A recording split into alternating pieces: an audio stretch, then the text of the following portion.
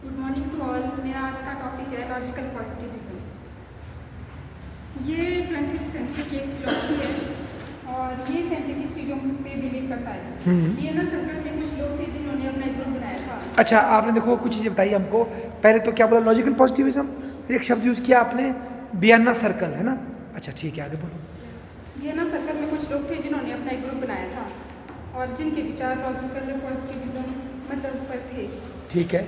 ये Vienna university में था, इसलिए इसका नाम वियना सर्कल पड़ा। हाँ, क्योंकि ये वियना यूनिवर्सिटी में ये विचारक थे, उसका नाम वियना सर्कल पड़ा। Very good. जो ये लॉजिकल पॉजिटिविस्ट थे ये अनुभववादी कहलाते हैं। अनुभववादी, वाह जी वाह।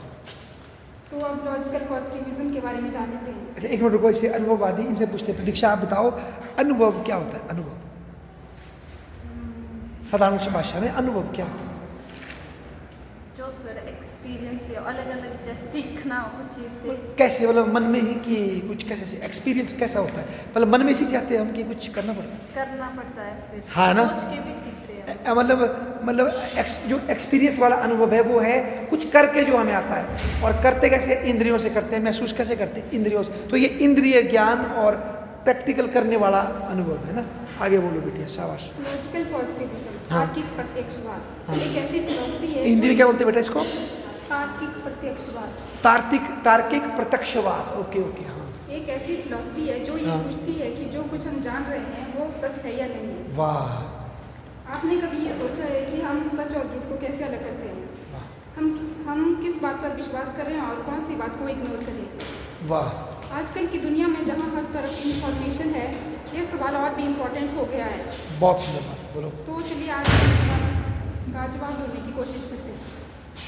लॉजिकल पॉजिटिविज्म एक ऐसी फिलॉसफी है। एक मिनट रुको, पहले इससे पहले जो आपने कुछ बातें बोली, क्या सच है क्या झूठ, उसको फिर से पढ़ो बेटा। बहुत बड़ी बात बोली आपने, शुरू में ही पढ़ी ना आपने। आपने कभी ये सोचा है कि हम सच और झूठ को कैसे अलग करते हैं?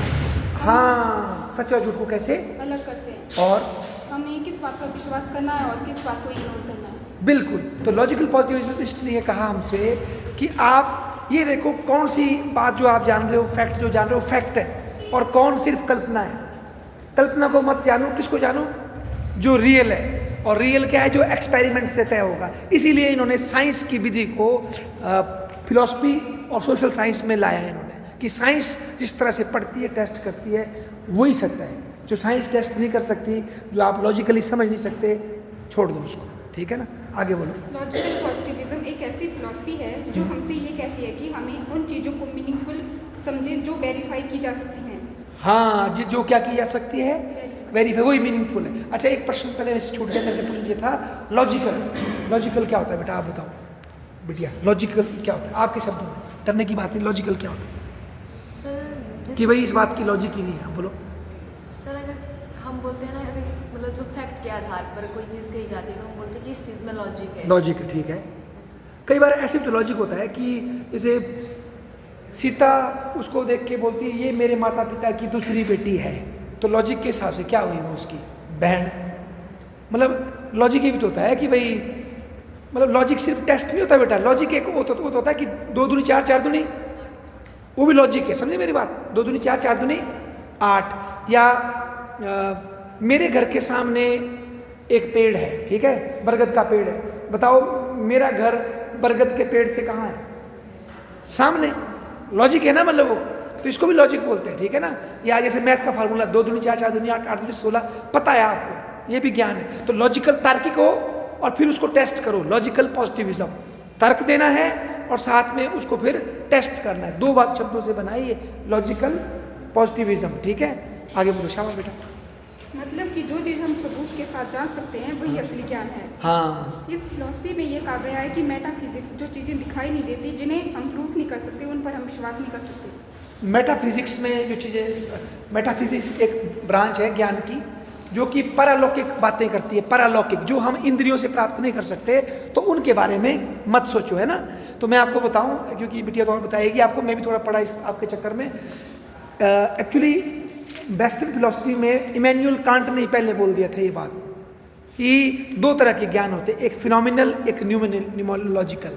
फिनोमिनल जो इंद्रियों से प्राप्त कर सकते हैं, एक जो इंद्रियों से परे है, पर है वो, पर उसको आप समझ नहीं सकते और बयान नहीं कर सकते।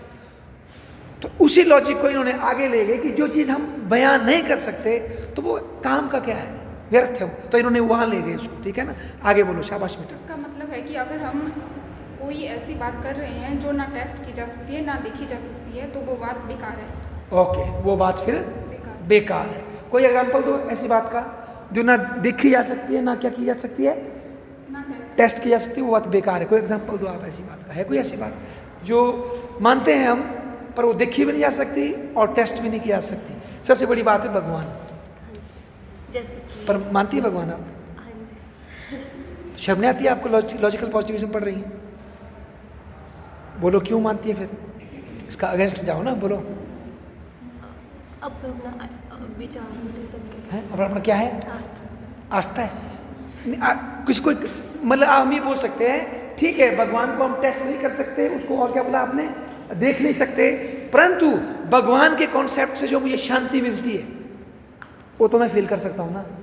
अब तू साइंस नहीं मानती तो तेरी समस्या है, मैं तो सेटिस्फाई हूँ ना। जैसे एक इन्होंने एग्जांपल दिया था मैडम ने कल कि भाई किसी का बेटा मर गया, जवान छोकरा मर गया ओवरडोज लेके, छोकरी मर गई, साइंस बताएगी ये किस तरह से मरा था, सुए से मारा था, इंजेक्शन से मारा था, बता दिया, जान लिया भैया आपने कैसे मारा था।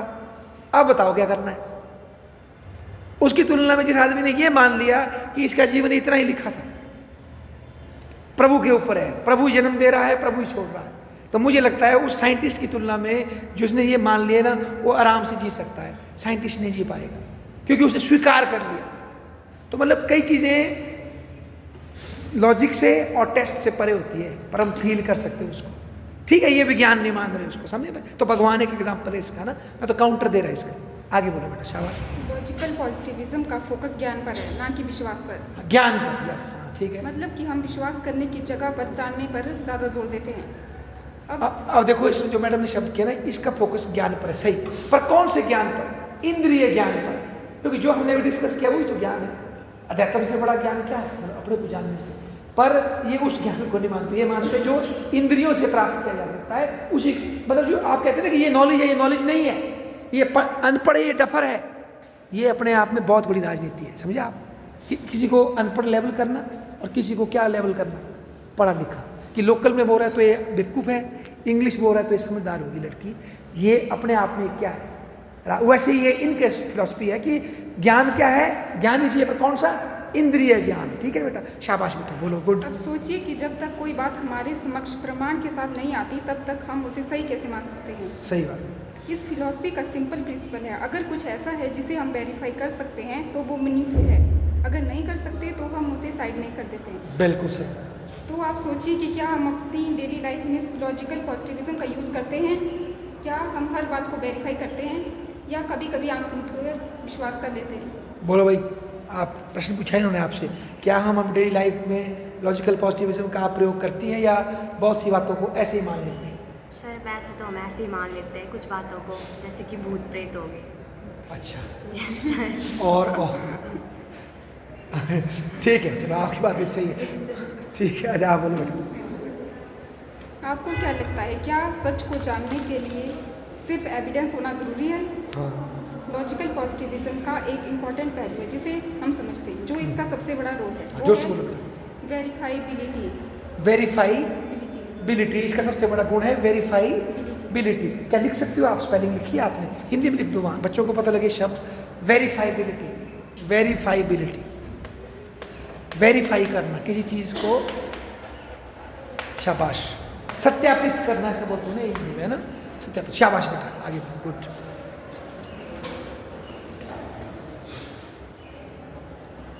गुड, मतलब जो चीज़ हम वेरीफाई या प्रूफ नहीं कर सकते वो लॉजिकल मीनिंगलेस है। बिल्कुल। यानी अगर कोई बात का हम टेस्ट करके, देख कर या समझ कर सबूत नहीं दे सकते तो वो बात लॉजिकली हमारे लिए कोई मतलब नहीं रखती।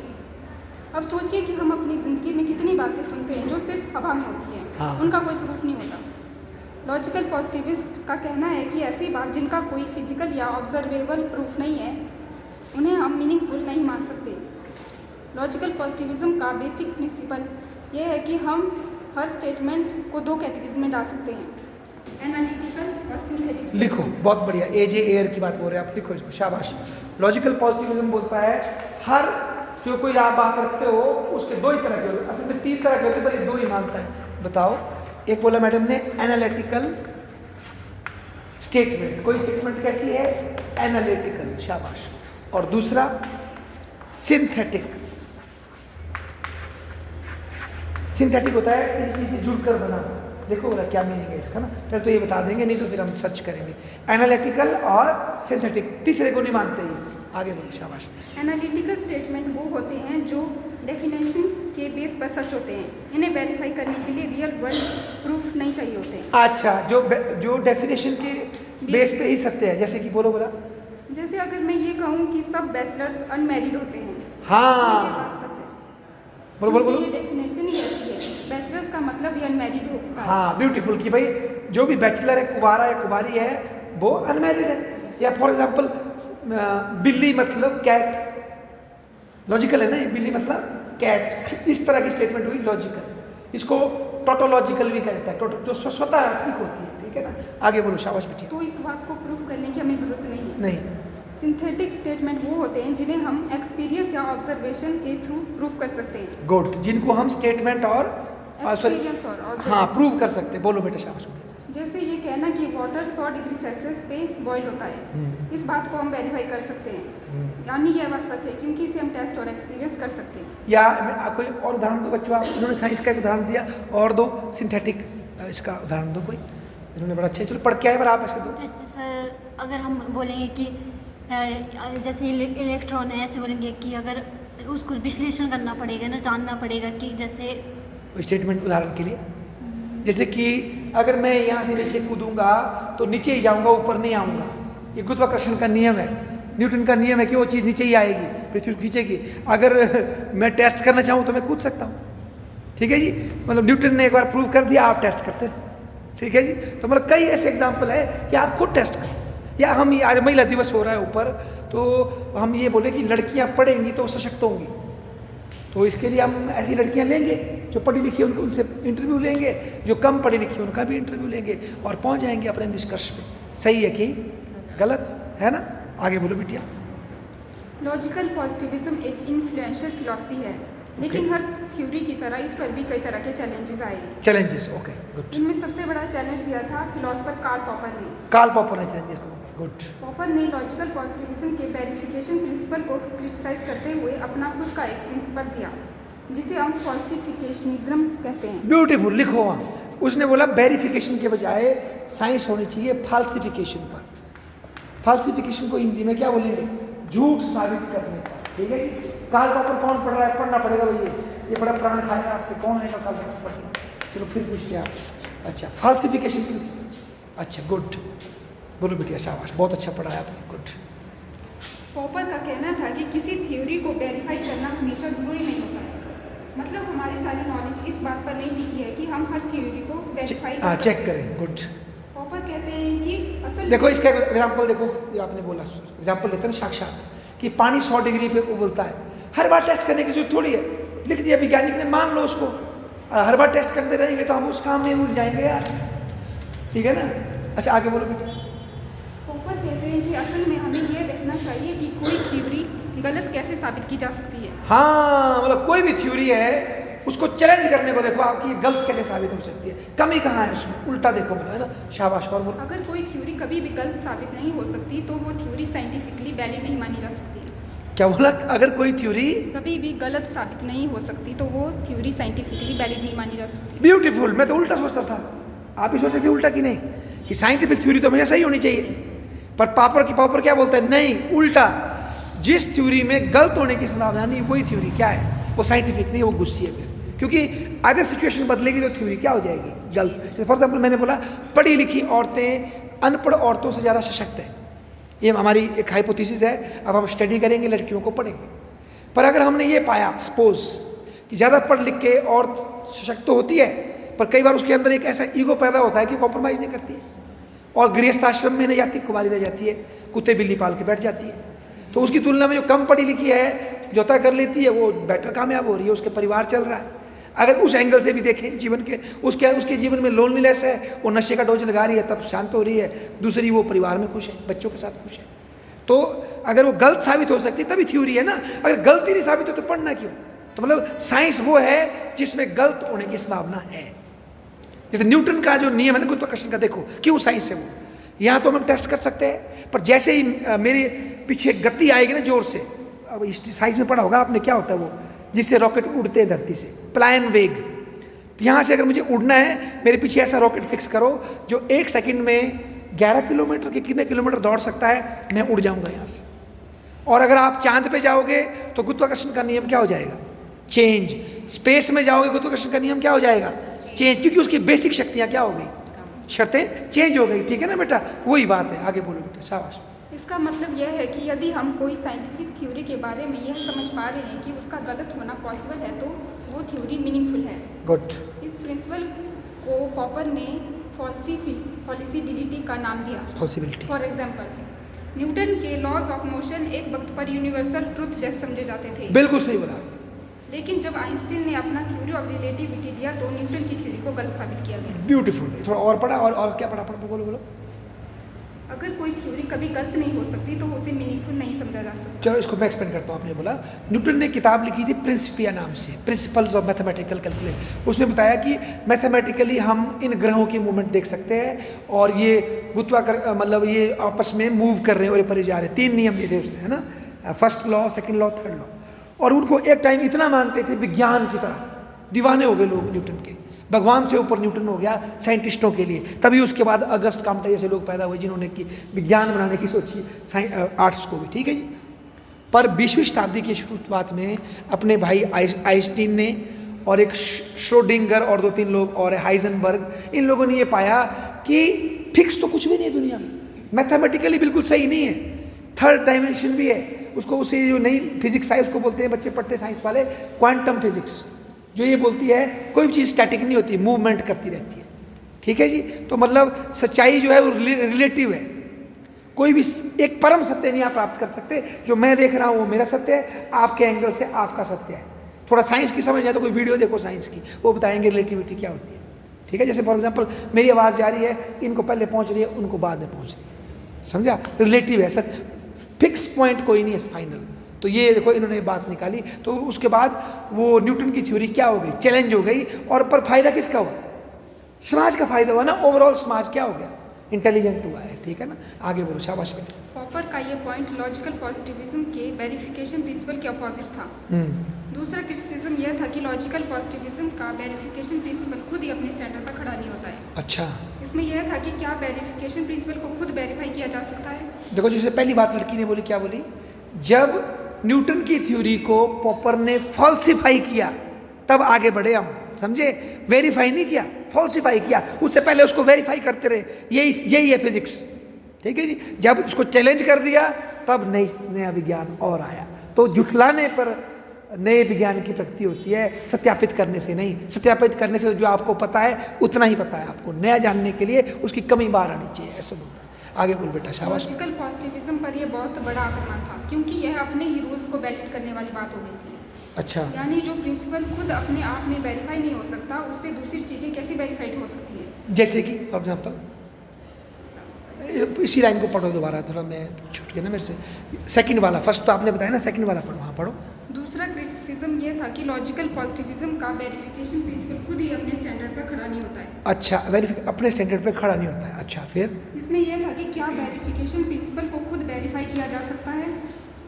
लॉजिकल पॉजिटिविज्म पर यह बहुत बड़ा आक्रमण था क्योंकि अपने रूल्स को वैलिड करने वाली बात हो गई थी। मैं तो समझ नहीं पाया, तो टफ हो गया मेरे लिए। कोई समझ पाया क्या मतलब है इसका?